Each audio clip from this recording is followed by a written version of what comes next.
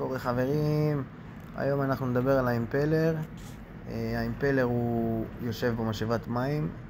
הוא נראה כמו שמש כזה שהוא מסתובב בעצם עם הדרייב שפט. הוא יושב ממש בברך על המשאבת מים. הנה הברך פה היא כבר מפורקת, תכף אנחנו נשים אותה למתקן. ואז למעשה יש לנו 4 ברגים שפותחים לנו את המכסה של המשאבת מים. כמו שאתם רואים פה זה המכסה השחור הזה, תכף נראה את זה יותר קרוב. וברגע שאתם מרימים אותו אתם רואים את האימפלר. התפקיד של האימפלר הוא שהדרייב שפט מסתובב לזרוק לכם מים לתוך המנוע, וככה בעצם נוצר הקירור של המנוע. לא לשכוח לפרק את הפרופלור. אתם שמים על ניוטרל, עושים את זה עם קרש, מפרקים אותו לאט בעדינות כי הוא יפריע לכם לעבוד.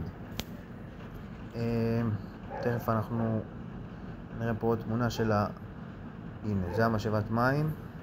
יש לכם פה 4 ברגים שהרמתם, ואז אתם תראו את האימפלר. אתם מזמינים מראש לפי המקט של המנוע. את האימפלר זה נקרא קיט גסקט, זה בא עם גסקט. כמו שאתם רואים פה קצת מנקים את כל יש חול וכל מיני לכלוך שצריך לנקות. אפשר לעשות את זה עם נייר שיוף 200 עדין. זה הגסקט והפלטה. אתם רואים?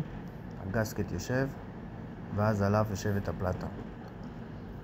נורא פשוט. בסך הכל 4 ברגים ואתם מגיעים לאימפלר. אתם מחליפים. יש לכם פה שגם שהאימפלר יושב עליו. בלי השגם האימפלר לא יכול להסתובב, הוא חייב את השגם הזה. תגרזו